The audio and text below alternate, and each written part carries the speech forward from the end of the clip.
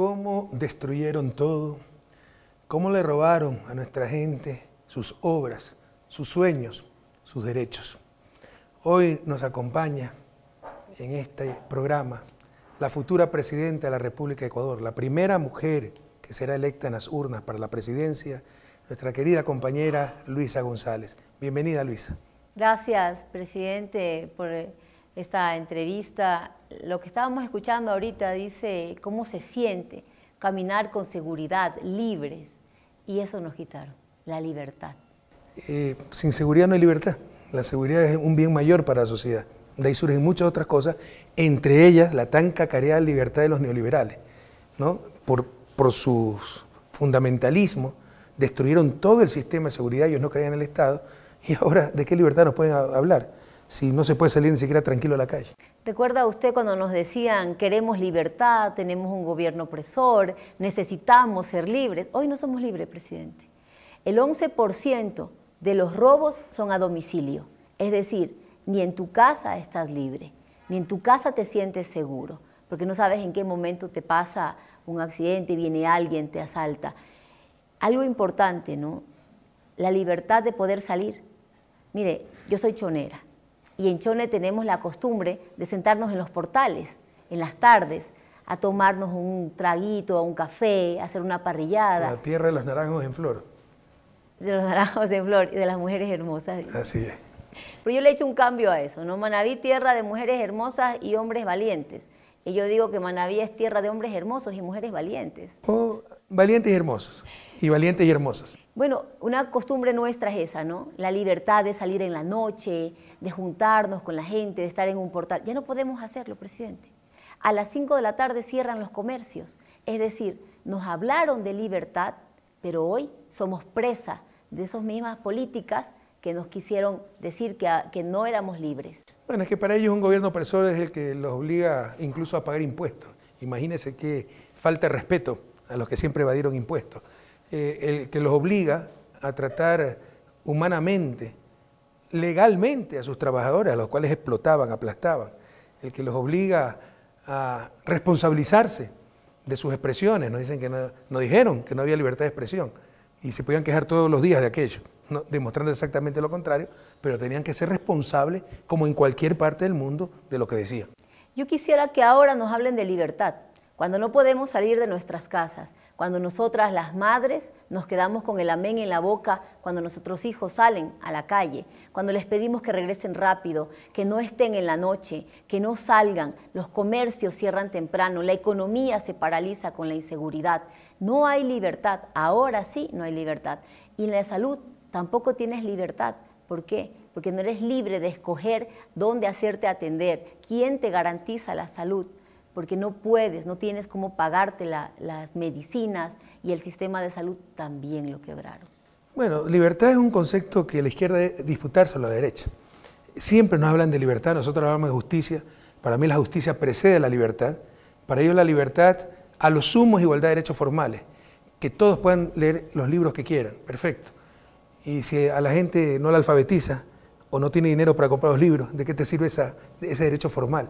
Se requieren capacidades básicas para poder ejercer los derechos, y eso es justicia. También para ellos libertad es la no intervención.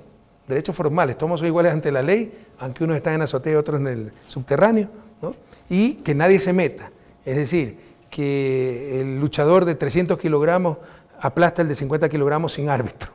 Para nosotros la libertad es que nadie te domine, que nadie te explote, y para eso se requiere justicia, y para eso se requiere acción colectiva, para que todas y todos tengamos capacidades de base y para que todas y todos tengamos igualdad de oportunidades. En todo caso, por falta de acción colectiva se destruyó la seguridad, y hoy no tenemos nada, ni siquiera la tan cacareada libertad de los neoliberales. Pero mire quiénes son libres, presidente. Antes los ciudadanos éramos libres, porque fuimos el segundo país más seguro de Latinoamérica. Hoy día tienes a la policía inmovilizada. ¿Y por qué le digo inmovilizada?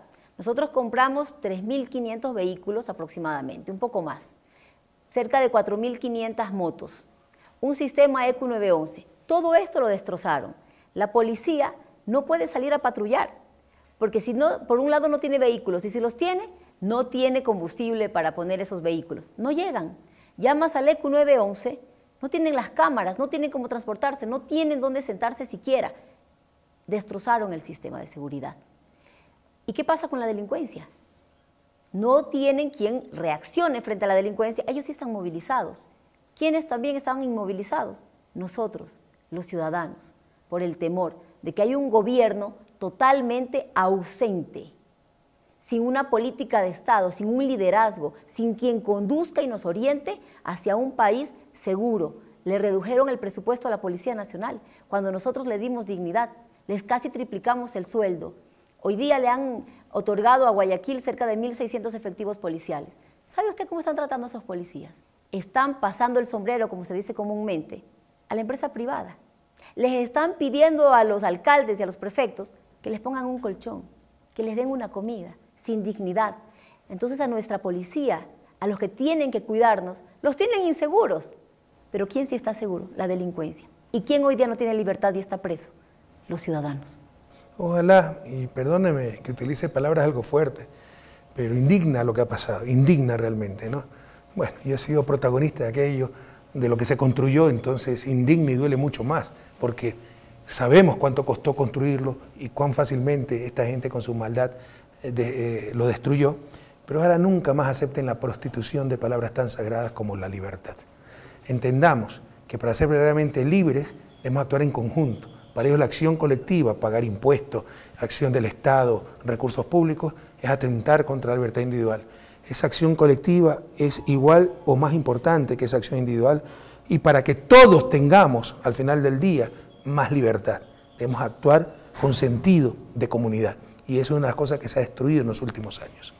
Para ser verdaderamente libres nos tienen que garantizar los derechos. El derecho a la salud, el derecho a la educación, el derecho a la movilidad interna, porque estamos inmovilizados, el derecho a la seguridad.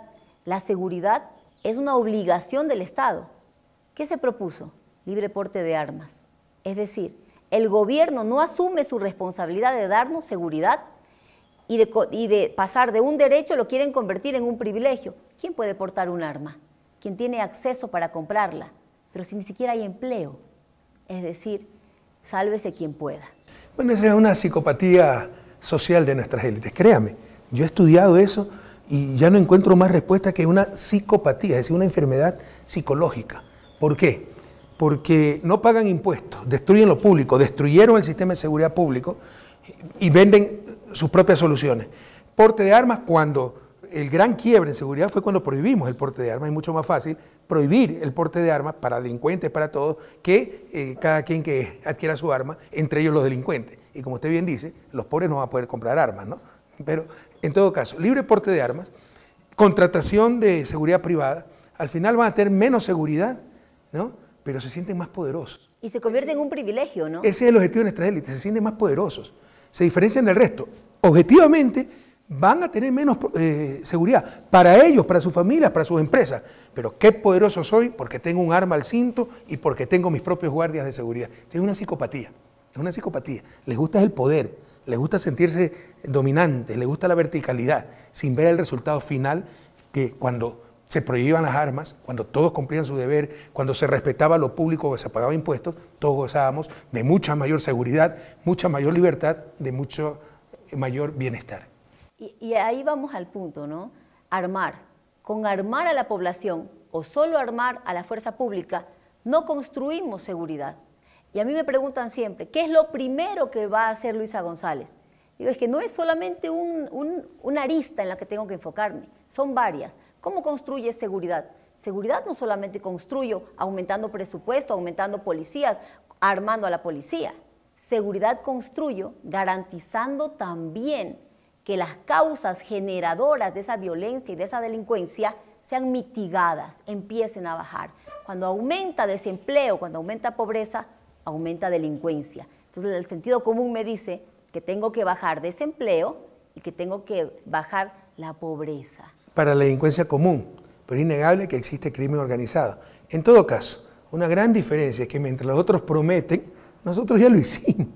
Pero es lo obvio, recuperar las políticas que nos pusieron como el segundo país más seguro de la región y de continuar la tendencia hubiéramos sido el primer país. Ahora, eso que usted dice, sobre todo desarrollo humano, empleo, reactivación económica, contribuye a disminuir la delincuencia común, el desesperado que sale a asaltar porque no tiene trabajo. Pero es innegable que en los últimos años se ha posicionado en Ecuador el crimen organizado. Alguien dirá, siempre ha existido crimen organizado y en todas partes existe. Sí. Por ejemplo, la famosa mafia albanesa envía la droga a Europa, quiere decir que hay mafia albanesa en Europa. ¿Cuál es la gran diferencia? Ha infiltrado al Estado, que nadie se engañe, ¿no? ¿Saben cuántos albaneses hay en Ecuador? 160. Porque ustedes lo escuchan hablar y la culpa es de Correa que dejó entrar 100.000 albaneses. 160. ¿Cómo no va a poder identificar los jefes de la mafia? El problema es que está implicada la policía, y altos mandos de la policía y altos mandos de la Fuerza Armada. Eso es lo verdaderamente grave, eso es lo verdaderamente inédito en nuestro país, que el crimen organizado ha infiltrado el Estado. Y en eso ya hay un informe, ¿no? Un ¿Sí? informe hecho en conjunto entre la Policía del Ecuador, la Policía de Reino Unido y de Estados Unidos. El informe León de Troya, que llevó al proceso de sanción al presidente Guillermo Lasso y por el cual decretó la conocida muerte cruzada. Pero también el hablar de esa delincuencia que se toma el Estado. ¿Qué hizo el Estado? Ocultaron un informe. ¿Qué más hizo el Estado? No tomó acciones en cuanto a la delincuencia organizada. ¿Y cómo nos deja a nosotros? Presas de la delincuencia. Presas de la delincuencia y con la inseguridad y la falta de libertad de los ecuatorianos. ¿Qué queremos? Un país libre. Que la gente sepa realmente apropiarse del concepto de libertad que parte de garantizar los derechos que están en la Constitución. Y que tenemos que trabajar también en la inteligencia. ¿Dónde están las unidades de inteligencia que la tiene el gobierno central?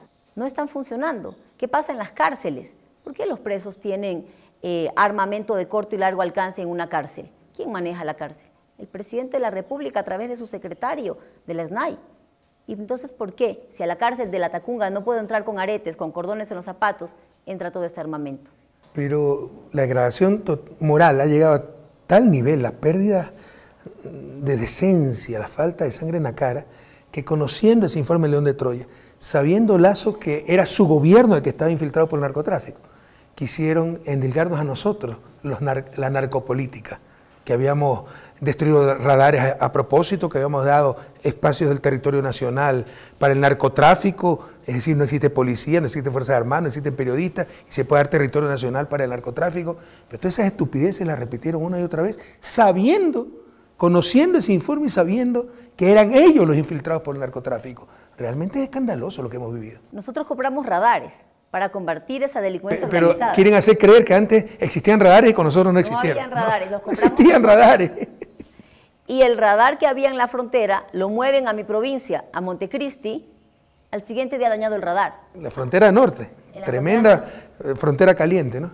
Y ahorita ese radar está dañado, sigue dañado, no han tomado medidas y no lo han reemplazado. Entonces, sí es importante partir de esto. Radar que nosotros compramos. Radar que nosotros compramos. Pero todavía son tan descarados en decir que nosotros no pusimos radares. Dejamos al país con el sistema de radares tal vez más completo y más moderno de toda América Latina. La Fuerza Aérea estaba encantada con el sistema de radares. Y ojo. Sí nos demoramos un poco, porque primero intentamos con tecnología china y falló. Pero luego contratamos radares españoles de primer nivel y funcionaron. Y desde 2016 tenemos un sistema completo de radares. El problema es que, como le decía, lamentablemente desde el 2017 el crimen organizado infiltró el propio Estado. Que nadie se engañe. ¿Recuerda cuando hablaban del gasto público?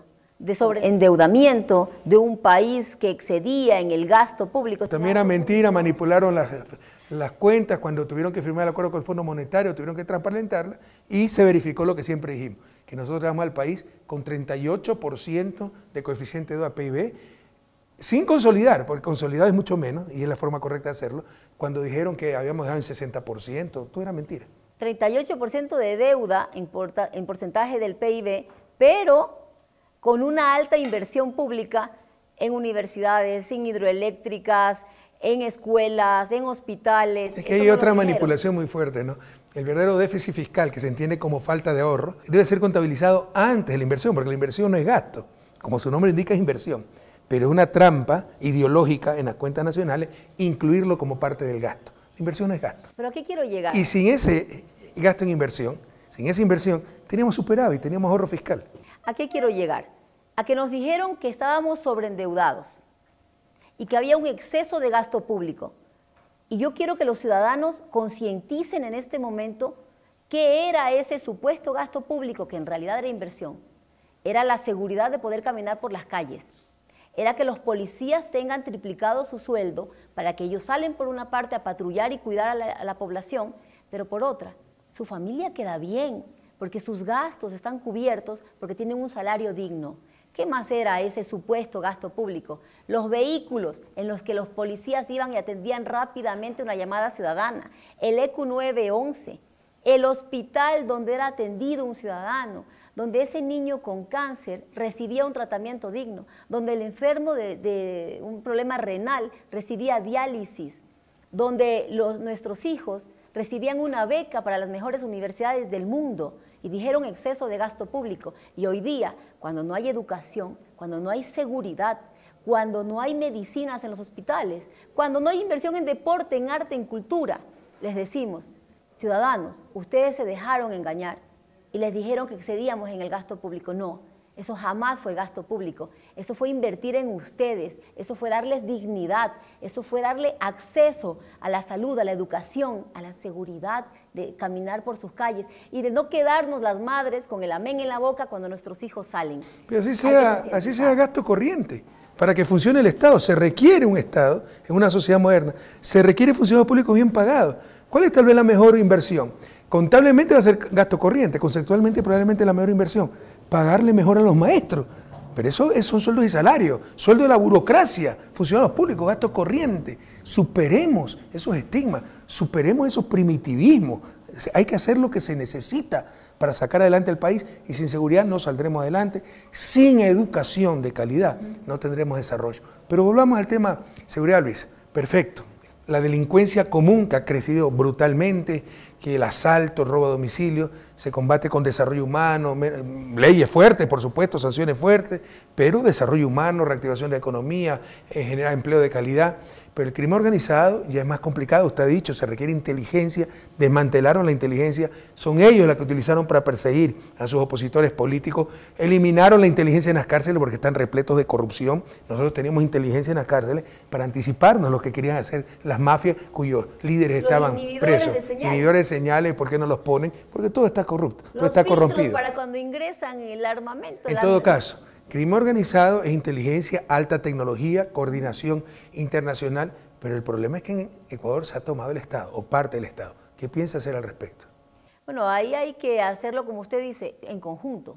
Si ya sabemos que hay una mafia albanesa, si ya sabemos que hay mafia internacional, primero el Estado tiene que volver a tomar el liderazgo, usar la tecnología que tenemos y si no, pues invertir en tecnología y actuar coordinadamente con los demás estados, que lo han hecho, pero los informes han quedado ocultos. Hay que volver a retomar esa actuación en conjunto con los países que corresponda, que prefiero no mencionar uno a uno en este momento, y fortalecer el tema tecnológico, con determinación, con capacidad, pero no puede quedar de lado con tecnología. La Policía Nacional tiene elementos muy bien capacitados. El problema es que ha sido postergado por los politiqueros que apoyan todo lo que hacía el gobierno de Lasso y de Moreno, sobre todo para perseguirnos a nosotros. La Policía Nacional tiene elementos muy bien capacitados, nosotros dimos tecnología, incluso los laboratorios de criminalística, muchos instrumentos para que puedan combatir toda clase de crimen. Los laboratorios están deteriorados, presidente. No han actualizado siquiera los sistemas, no están funcionando. Pero Luisa, combatir el crimen organizado es jugarse la vida. Así es. ¿No teme por su vida? Le digo que mi familia se preocupó en un primer momento, ¿no? A veces uno no se preocupa por uno, sino los demás. Mi familia se preocupó, pero yo les digo, nosotros somos 3, mis 2 hijos y yo. Afuera hay millones, afuera hay más niños. Josué me dijo en su momento, mi hijo tiene 9 años, pero me dijo, mamá, Ecuador es muy inseguro, vámonos a otro país a vivir. Y es muy duro que un niño de 9 años te diga que migres. Y yo le dije, mi amor, aún tenemos opción de recuperar este país. Nosotros somos 3, afuera hay millones. Y si podemos hacer algo, lo tenemos que hacer. Mamá tiene el conocimiento, la tecnología la tiene el Estado, el presupuesto está ahí, pero no lo utilizan. Y las vidas que se pierden, no podemos ser indolentes. Hay que asumir este rol y este riesgo, si hay que correrlo, lo corremos, pero hay que sacar a Ecuador adelante. Ya lo hicimos una vez, ¿no? Y lo volveremos a hacer. En todo caso, destrozaron la institucionalidad de seguridad, claro. Desarrollo humano es importante, inteligencia es importante, tecnología es importante, pero también tiene una institucionalidad. ¿Qué significa? La organización, la planificación, y todo lo destrozaron. Ministerio Coordinador de Seguridad, ministerio que coordinaba todos los aspectos de seguridad, porque policía debe marchar coordinadamente con Fuerzas Armadas incluso con Ministerio de Educación, con Cancillería, por el aspecto migratorio, por el aspecto de deportaciones. No se imaginan cuántos elementos involucra una visión integral de la seguridad, pero desbarataron el Ministerio Coordinador de Seguridad, que tenía hasta las comisiones binacionales de frontera, las Combifront, coordinando con Colombia. Eliminaron el Ministerio de Justicia, encargado de las cárceles, y hoy lloramos lágrimas de sangre. Al Ministerio del Interior, encargado de policía, lo convirtió en Ministerio de Política, para darle todo el poder a María Paula Roma, que reparte hospitales, nos persiga, etcétera, y destrozaron la seguridad ciudadana. Pero no se queda ahí. ¿Usted recuerda cuando le decían Correa se toma todos los poderes? Porque se sentaban los poderes del Estado a tratar un problema grave. Correa se toma la justicia. ¿Qué era esa justicia? Los gabinetes de seguridad. ¿Cómo se hacían los gabinetes de seguridad? Ministerio Coordinador de Seguridad, estamos hablando del Ejecutivo, Ministerio de Defensa con las Fuerzas Armadas, Ministerio del Interior con la Policía, ECU 911, pero adicionalmente el sistema de la función de justicia, Consejo Nacional de la Judicatura, Corte Nacional de Justicia, Fiscalía General del Estado. Todos sentados en una misma mesa. Hasta gobiernos locales, que tienen que ver mucho con seguridad por los parques, espacios públicos, iluminación, etcétera. Entonces, no era tomarse otras funciones, era actuar en coordinación. ¿Qué pasa ahora? A usted le dicen, la policía detiene a un delincuente, la fiscalía no formula cargos y el juez obviamente lo deja libre porque no hubo formulación de cargos. Entonces, como Estado, tienes que sentar en la misma mesa ejecutivo y función judicial. Si es necesario, también la legislativa. ¿Para qué? Para ver dónde está el problema. ¿Por qué dejaron libre a ese delincuente? ¿Por qué no formularon cargos? ¿Por qué el juez sentenció así? Y también detectar cuáles son los malos elementos y tomar acciones inmediatas. Es decir, el liderazgo del Estado. Pero lo llamaron interferencia en otras funciones. Hoy nosotros vamos a retomar eso. En cuanto ganemos las elecciones, vamos a sentarnos con todos los poderes del Estado y decir, señores, aquí hay un problema y hay que resolverlo. ¿Dónde está el problema? Y cada quien asumir su rol. Si la Fiscalía no formuló cargos, ¿por qué? ¿Y quién está al frente? Y ver que se cumpla con su rol, que es el de analizar el delito. Es que esa es otra de las distorsiones con la que la prensa corrupta, los enemigos políticos tan irresponsables, quieren envenenar el corazón y la mente, sobre todo de los jóvenes, ¿no? Una mala entendida independencia de poderes. Creen que independencia de poderes es darse la espalda entre poderes, no conversar. No, independencia de poderes, que poder ejecutivo, por presidente de la República que sea, yo no puedo llamar a un juez para decirle declare culpable o inocente a tal persona, inicie el juicio para tal persona. Que ahora sí pasa. Por supuesto, es que también la hipocresía es terrible, ¿no? Los que más hablaban de democracia, respeto a la libertad de expresión, derechos humanos, son los que los aplastan todos los días, pues son unos grandes hipócritas. En todo caso, cualquier ciudadano, empezando por el presidente de la República, tiene el derecho y hasta el deber de decirle a un juez, oiga, apúrese, lleva 3 años este caso, decirle a la Judicatura, oiga, la policía captura al delincuente y al día siguiente están fuera. Pero cualquiera, y no se entiende, cualquiera puede seguir su derecho, porque es derecho de todo un sistema de justicia eficiente. Otra cosa es decirle al juez, usted tiene que declarar culpable o inocente, presionar a legisladores repartiendo los hospitales, dándoles cargos, etcétera, interferir en la independencia de la Asamblea para que no me fiscalicen, comprar conciencia. Eso sí es corrupción. Pero entendamos, independencia de los poderes del Estado, no es que los poderes del Estado tienen que darse la espalda. Es que uno no puede interferir en las decisiones inherentes a cada poder, pero debemos marchar coordinadamente, porque es un solo Estado, una sola sociedad, un solo pueblo. Dicho sea de paso, alguna vez yo dije, como presidente de la República soy el jefe de Estado. ¿Cómo me distorsionaron eso? Eso lo dice la Constitución. Entonces dijeron que quería ser el jefe de la función judicial, de la Asamblea. No soy tan estúpido, pues, o sea, busquen cuándo se ha dicho una tontería así. Lo que sí se dijo es que el presidente como jefe de Estado tiene que responsabilizarse por los errores de otras funciones. Si no hay administración de justicia a tiempo, una transnacional no demanda de internacional. Así y el que paga no es el juez que no administró justicia, el que paga es el Poder Ejecutivo. Entonces, por eso se dijo, tenemos que coordinar, pero eso no es solo un derecho del presidente, es un deber y un derecho de cualquier ciudadano exigir, en este ejemplo, una administración eficiente de justicia. Bueno, eso lo vamos a retomar. Hay que sentarnos y trabajar en conjunto, y haré el llamado público, además, para que quede claro y que sea transparente, de que nos sentemos todos los poderes del Estado. Si hay que reformar una ley, en esa mesa tiene que estar sentada la función legislativa, tiene que estar sentada la función judicial, para ver qué es lo que está pasando, cómo están fallando los jueces, si es en derecho o no. Y si hay malos elementos, que el Consejo de la Judicatura tome acciones que no las están haciendo. El ejemplo que le di es real. Revisen cuántas centenas de millones de dólares han perdido se llama negación de la justicia. Como demoran tanto tiempo los juicios, nos llevan a tribunales internacionales, nos ganan allá las transnacionales y es el Poder Ejecutivo que tiene que pagar con plata de todo el pueblo ecuatoriano por las omisiones del Poder Judicial. En todo caso, uno de los motivos de la reforma judicial, que fue un punto de quiebre para la seguridad del país, en el 2011, única reforma judicial hecha por consulta popular, un ejemplo para América Latina y el mundo, una reforma integral, jueces elegidos por concurso de merecimiento, tecnología, nuevos códigos, nueva infraestructura, etc. Un éxito total, pero como perdieron el poder sobre los jueces, dijeron que no habíamos tomado la justicia. Ahora sí se han tomado la justicia. Pero en todo caso, fue un punto de quiebre. ¿Por qué? Porque si ustedes metían preso a una persona, y usted es abogada, y no tenía sentencia definitiva hasta después de un año de estar preso, prescribía la prisión preventiva. Con toda razón, es correcto. Si no, un pobre pasa 20 años preso sin sentencia porque no tiene para abogado y no termina el juicio. Pero hay que tener una administración de justicia eficiente. ¿Saben cuántos criminales habían salido por prescripción o caducidad de la prisión preventiva? Cuando, más o menos en el 2011, cuando yo hice la reforma. 6.000. Y claro, ahí tal vez está el infractor de tránsito, qué sé yo, pero también está el violador múltiple, también está el asesino. Entonces la policía cumplía su deber, los jueces no, y seguíamos en inseguridad. Y ese fue otro punto de quiebre. Hicimos la reforma y bajamos de 6.000 caducidad de prisión preventiva, prácticamente cero. Y ese fue un golpe definitivo para lograr la seguridad en el país. Y la reforma al Consejo de la Judicatura, la sanción a los jueces. Antes, si los jueces no hacían su trabajo, se les sancionaba con sueldo, es decir, vacaciones pagadas.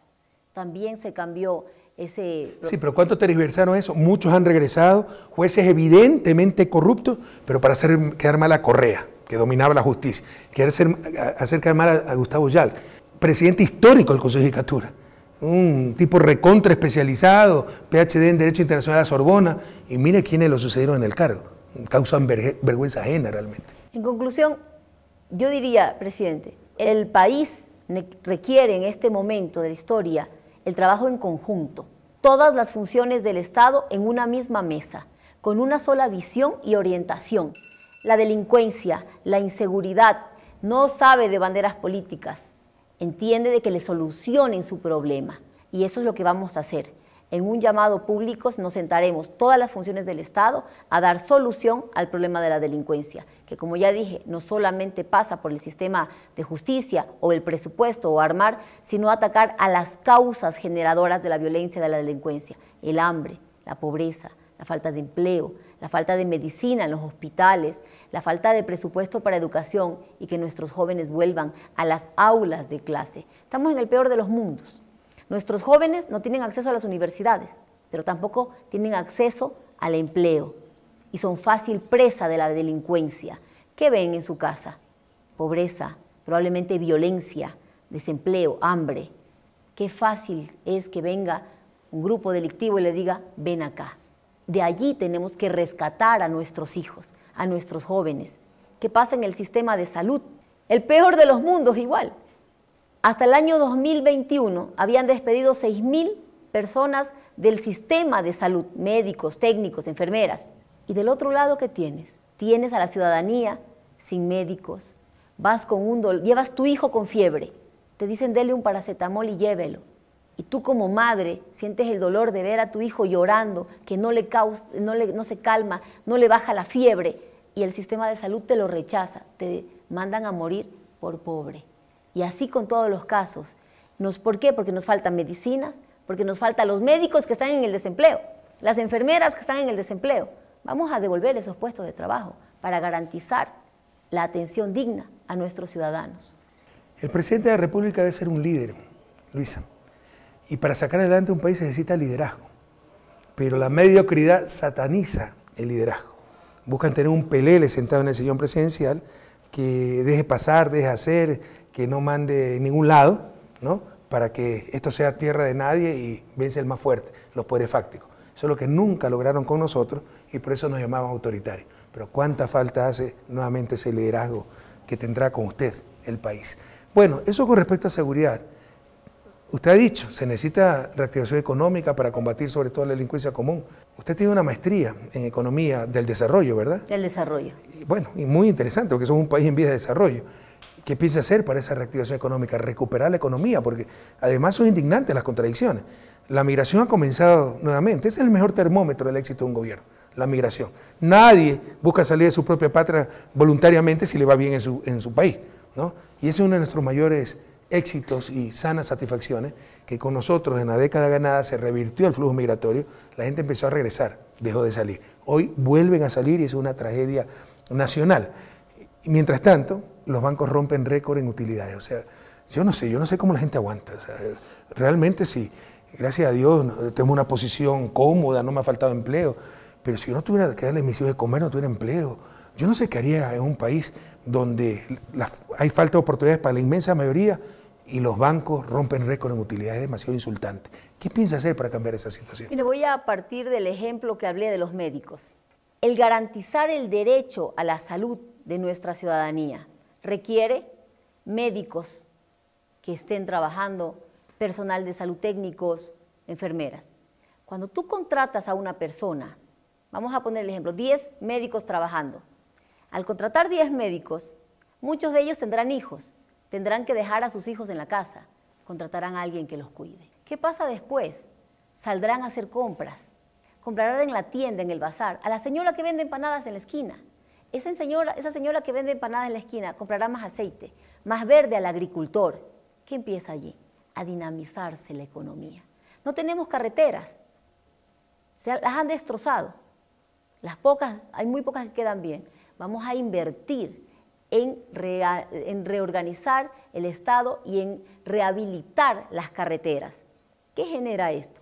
Puestos de trabajo, inversión pública responsable. ¿Pero qué está pasando? Me van a decir de dónde va a sacar el dinero. Solamente basta ver la ejecución presupuestaria. El dinero está en muchos ministerios. No lo están usando, no lo están ejecutando. Hay dos razones por las cuales no están ejecutando el presupuesto que tienen los ministerios asignados. La primera, lamentablemente, incapacidad. Contrataron gente sin capacidad y sin conocimiento del sector público. Y la segunda, miedo. ¿Qué vieron ellos? Vieron cómo firmamos contratos para hacer carreteras, para hacer puentes, para contratar medicinas, para hacer los IBBs, los UPCs. ¿Y a nosotros qué nos hicieron? Contraloría nos persiguió, glosas millonarias, linchamiento mediático, acabar nuestras honras, perseguir nuestras familias. Tienen miedo de firmar. Nosotros vamos a retomar lo que usted decía, con liderazgo, con capacidad, con equipo técnico, porque Luisa González no va sola. Voy con un gran equipo de trabajo, Andrés Arauz, mi vicepresidente, y muchos otros compañeros que saben cómo gestionar el Estado, a firmar, sí, esas obras que requiere el Estado. Ahí empiezas a dinamizar la economía. La construcción es lo que más encadenamientos productivos genera, usted lo sabe mejor que yo, todo lo que es cómo se dinamiza el sistema económico allí. En un primer momento, el Estado tiene que empujar la economía, tiene que empezar a ayudar a que ese sector privado también empiece a generar puestos de trabajo, como también los créditos. Volver a esa CFN que daba créditos productivos a baja tasa de interés. No puedes reactivar el sector privado sin un crédito que les permita fortalecerse. Están cosechando lo que sembraron. Han hecho un daño enorme a la patria en todas las dimensiones, entre ellas el servicio público. Después la persecución contra nosotros, con tanto abuso, con tanta mentira, con tanta mala fe. Porque si usted quiere perseguir, ¿no? Es facilito, es tan entreverado, tan complicado el sector público, normativas algunas veces mutuamente excluyentes, contradictorias, que si quiere perseguir va a encontrar la coma que faltó y va a hacer una narrativa de peculado y le mete en juicio penal y hasta que demuestre su inocencia pasan 10 años de sufrimiento, de gastos millonarios en abogados, vende casa, vende carro, muchas veces se le destruye la familia. Estoy dando casos reales de nuestra gente que ha tenido que tomar antidepresivos frente a todos los ataques, toda la angustia, y en un momento dado hasta ya no ver la luz al final del túnel, ¿no? Ahora la vemos muy claramente, pero en un momento dado sí hubo momentos críticos, somos seres humanos, pero... ¿Cómo destrozaron el servicio público, no? ¿Cómo persiguieron? Entonces, ¿qué persona honrada va a querer regresar al sector público? Y si regresan, ¿quién va a querer firmar algo, pues? Si entre las pruebas del caso Soborno están los decretos de emergencia que firmé, ¿quién se va a atrever a firmar decreto de emergencia? Si ha firmado un decreto de emergencia es indicio de que eres corrupto. Están cosechando lo que sembraron, pero qué daño le han hecho al país y específicamente al sector público necesario para el desarrollo de cualquier país. Y le digo, yo he revisado varias carpetas y he pensado en algunas personas, le he dicho, oye, ¿te interesaría volver? ¿Tú tienes capacidad, conocimiento? Y me dicen, no. Y es lamentable, porque los mejores cuadros muchas veces no quieren ya volver por la persecución de la que fuimos víctimas. Y los actuales ministros no quieren firmar algo tan básico como la compra de medicamentos, como rehabilitar una carretera, porque no saben si mañana les van a hacer lo mismo que a nosotros. Para comenzar, si algo dejamos nosotros siempre claro, es que perseguir no sabemos. Lo que sí sabemos es trabajar por sacar adelante nuestra gente, nuestro país. Yo recuerdo siempre mi papá me decía, una mente desocupada es una mente que piensa en tonteras. Nosotros siempre hemos sabido ocuparnos en trabajar.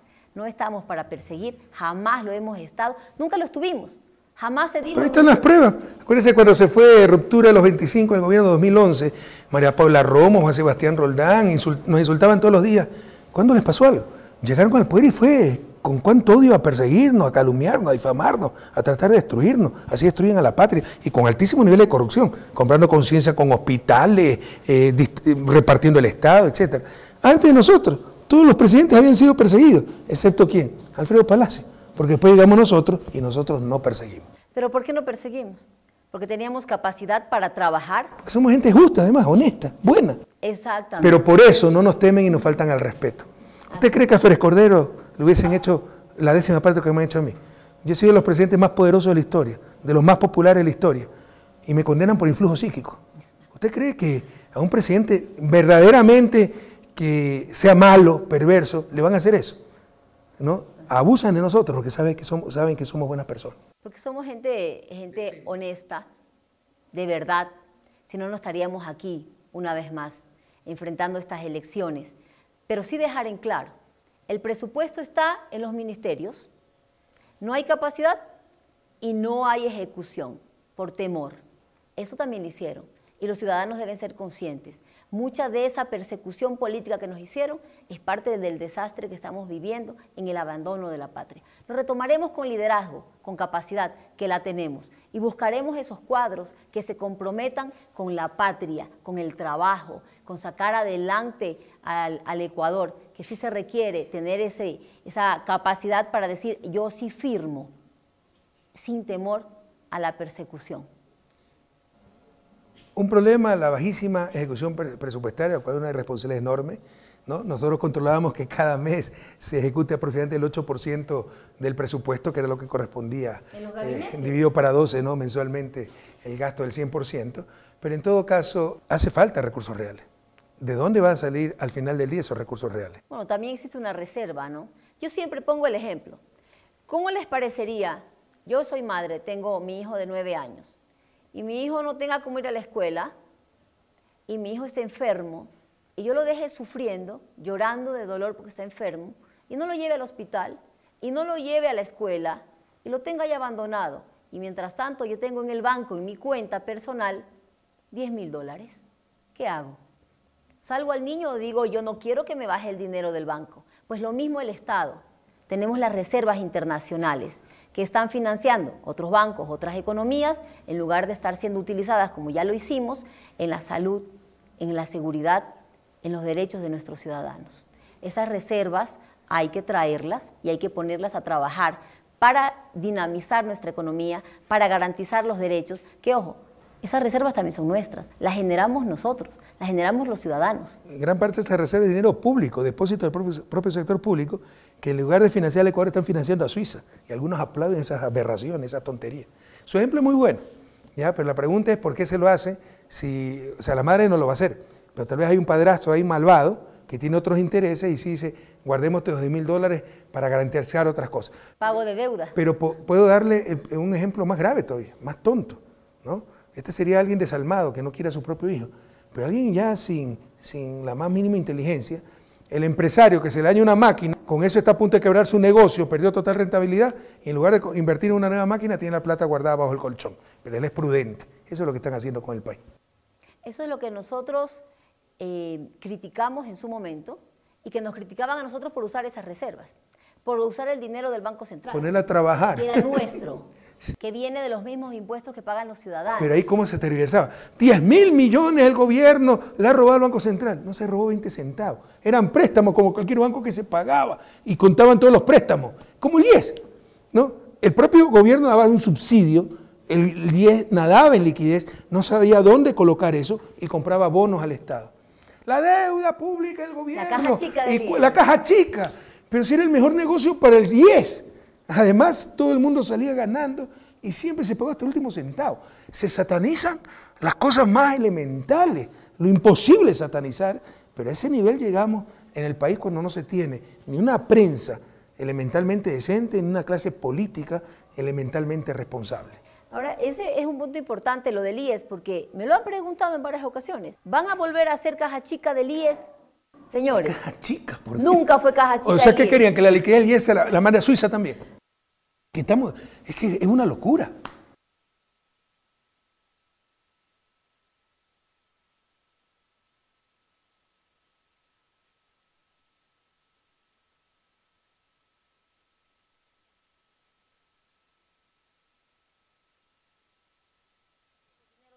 Nos alcanzó para contratar médicos, para dar medicinas, para mejorar la infraestructura, para construir hospitales, para equipar al IES. Hoy día no hay turnos, no hay equipamiento, no hay medicina, no hay nada de eso en el IES. Y supuestamente no han hecho caja chica. Entonces, ¿qué pasó? Hay otra importante fuente de ingreso, pero tiene costo político, al menos en la opinión publicada. Otra cosa es la opinión pública, que es lo que se llama renuncia fiscal, que son las exoneraciones fiscales, exoneraciones de impuestos. Han establecido una serie de exoneraciones de impuestos para ellos, empezando el impuesto a la gerencia, que se lo quitaron, pero también redujeron a menos de la mitad el impuesto a salida de divisas. ¿Quiénes sacan capitales del Ecuador? El obrero, el informal, la tienda del barrio, los grandes banqueros, los grandes ricachones, lo redujeron a la mitad, ¿no? Y se han dado una serie de incentivos, porque cuando los subsidios son para los ricos se llama incentivos, cuando son para los pobres son subsidios y son malos. Se han dado una serie de incentivos que les cuesta al país centenas de millones de dólares anuales sin ningún beneficio, porque no ha aumentado inversión, no ha aumentado empleo, no ha aumentado nada. Eso hay que revisarlo también y lo revisaremos. Los impuestos, ¿a quién están realmente beneficiando y a quién están realmente afectando? La pequeña y la mediana empresa, que necesitan los aranceles para poder producir los bienes de capital. Hay que fortalecer nuestra industria. La pequeña y la mediana industria es la que más aglutina empleo. Antes producíamos, exportábamos, se han reducido las exportaciones. ¿Por qué? Porque estamos también produciendo menos. La producción petrolera se ha desmoronado y eso está creando un grave problema en el sector externo. Usted tiene una maestría en Economía para el Desarrollo, como vicepresidente tiene uno de los mejores economistas del país, uno de los más brillantes jóvenes que conozco, entonces sabemos que van a manejar muy bien ese aspecto, pero siempre con las cosas claras, ¿no? O sea, el fin último de política económica no es que nos aplaude el Fondo Monetario, es proteger y promover la producción y el empleo nacionales. Y esa producción y empleo han sido destruidos. No puedo hablar de un sector que haya sido destruido porque en realidad todos. Hay rondas petroleras paradas que hay que retomarlas. Destrozaron la institucionalidad del Ministerio Coordinador de Sectores Estratégicos. Hicieron uno solo para manejar minas, petróleos, electricidad, sin darse cuenta que la dinámica de cada sector es totalmente distinta. Habrá que retomar también, y lo vamos a retomar, el liderazgo sobre cada uno de los sectores. Hay que volver a hacer la institucionalidad que nos dé funcionamiento. Minas, por ejemplo.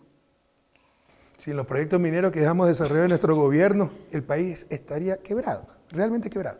Gracias a Dios están dando divisas, nosotros no vimos un centavo, pero dejamos todo listo para el futuro. Ahí hay un discurso. Sí, algunos centavos vimos, porque los obligamos a anticipar regalías, acuérdense. porque los trabajos empiezan mucho antes que la producción. La gente, las comunidades sienten el impacto y después de 4 o 5 años va a venir el ingreso. Entonces dijimos, no, tienen que anticipar regalías y se transformaron las comunidades donde estaban los proyectos. ¿Y qué pasa con el sector minero? Topo este porque es muy especial.